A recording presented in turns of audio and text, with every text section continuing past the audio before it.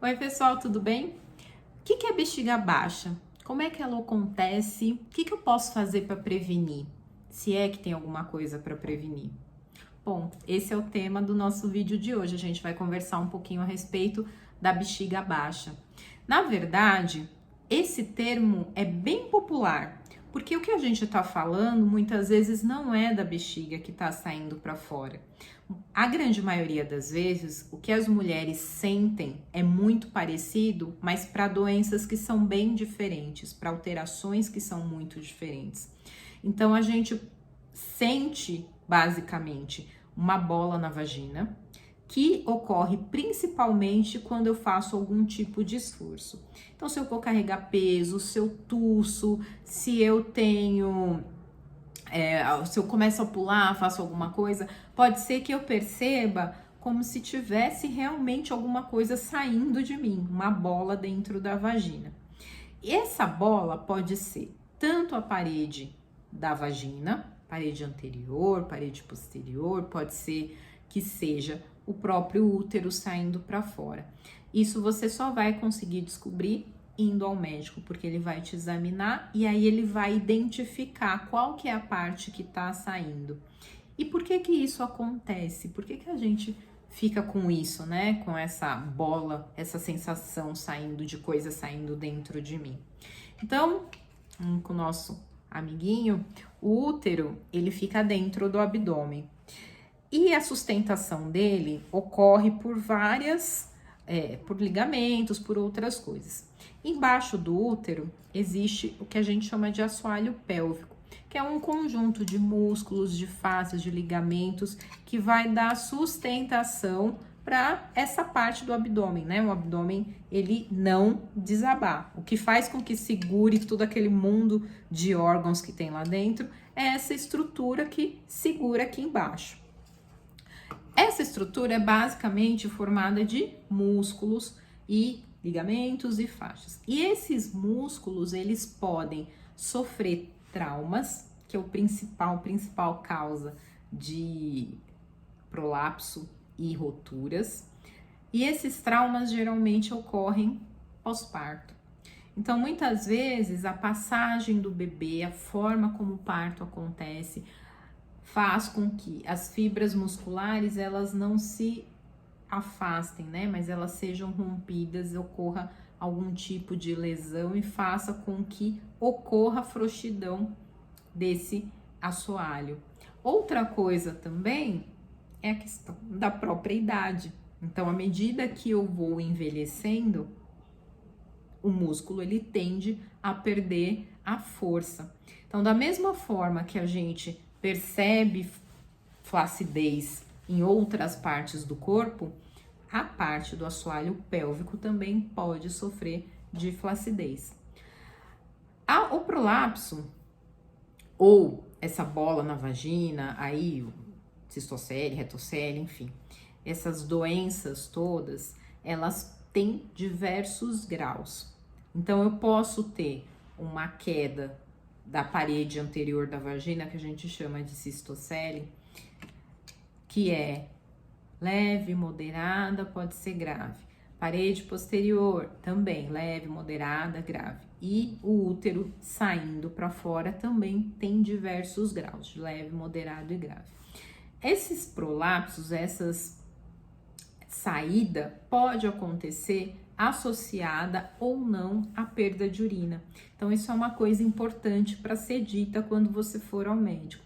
Perco urina ou não? Pode ser que você não tenha perda de urina, que você simplesmente tenha o prolapso, que você simplesmente perceba essa bola na vagina, mas consegue ir ao banheiro direitinho, você consegue segurar se você tiver necessidade de sair correndo, dá tempo de chegar ao banheiro. Isso é uma condição que é totalmente diferente de outra, que é a incontinência urinária. Muitas vezes essas duas questões estão associadas, mas elas são doenças totalmente diferentes. Uma coisa é a incontinência, outra coisa é a questão dos prolapsos. O tratamento basicamente é cirurgia. Então, eu não consigo um remédio, não consigo muitas vezes fazer fisioterapia se eu tiver um prolapso ou uma cistocele, retocele muito importante. Aí tem que se fazer a cirurgia. Essa cirurgia pode ser a correção do períneo, pode ser o levantamento da bexiga, né, a correção da parede anterior, posterior, retirada do útero, depende daquilo que você tem. Em geral, são cirurgias muito simples não, são cirurgias que são relativamente simples, não são tão complicadas de serem feitas, mas exigem cuidados, como qualquer cirurgia. Então, é importante que você procure se informar, que você converse direitinho com o médico a respeito dessa possibilidade, de você fazer ou não a cirurgia. Caso você não possa fazer uma cirurgia, existem algumas mulheres, principalmente as mais idosas, que já têm muitas comorbidades, que é difícil de pensar de repente em tomar uma anestesia, passar pelo processo de cirurgia, e aí existe outra opção, que é um pouco mais simples, que não vai resolver o problema, mas ela vai ajudar bastante, que é o uso de pessários. Existem diversos tipos de pessário, mas eles são, falando de uma forma bem grosseira, como se fossem rolhas que você coloca dentro da vagina para segurar. Então, ele vai fazer mais ou menos o papel desse assoalho pélvico, ele vai segurar para que o útero, a parede vaginal, eles não saiam para fora, eles não desabem. Por fim, uma coisa que é muito importante, que muitas vezes me perguntam é: e o sexo? Melhora, piora, como é que fica? Porque a minha vagina tá larga, eu preciso resolver, e aí eu preciso fazer a cirurgia, enfim. Para começar, a vagina, ela é elástica. Então, a questão da vagina larga precisa ser avaliada com o médico. Muitas vezes vem mulheres se questionando que pós-parto, que o marido tá reclamando, que ela tá sentindo a vagina mais larga, e quando a gente vai ver, não tem nada demais. Às vezes essa questão é uma questão muito mais de relacionamento, muito mais de expectativa e muito mais de dificuldade de lidar com aquilo que mudou no corpo do que fisiológica. Muitas vezes o corpo tá ali, perfeito, né? Óbvio que existem mudanças que são normais que as mulheres tenham. Pós-parto, né? Tive 2, 3 filhos, 4 partos normais. Vai ter um pouco de diferença, mas isso não significa que você tá destruída, que seu corpo todo precisa ser arrumado, inclusive a vagina precisa ser consertada, que eu preciso deixar ela mais apertada.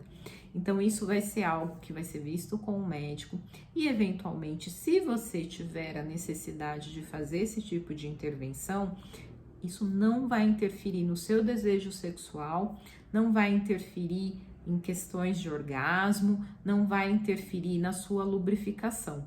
Tudo isso tá bem separado da questão da anatomia. Então, o fato de você fazer uma cirurgia não necessariamente vai interferir. Ah, mas eu ouvi falar de fulana que fez a cirurgia e depois não conseguiu mais ter relação direito. Por que que isso acontece?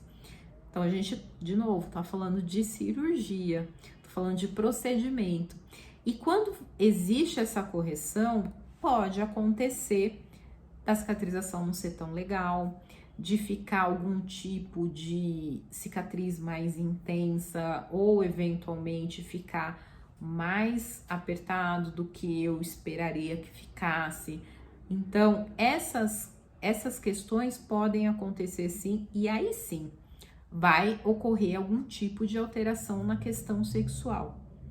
Porque eu tenho dor, porque eu tenho desconforto, porque mexeu, e aí não é mais a mesma coisa. Então a gente tem que diferenciar bem quando se pensa na questão do períneo relacionado ao sexo, o quanto isso vai interferir.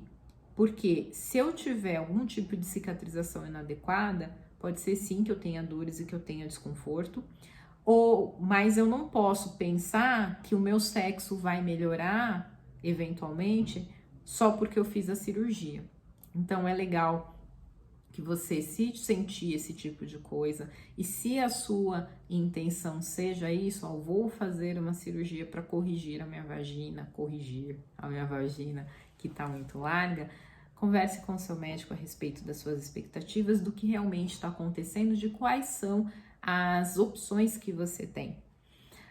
Em relação à questão sexual, muitas vezes a gente vai precisar de um pouquinho mais de tempo para conversar, mas resumidamente é isso.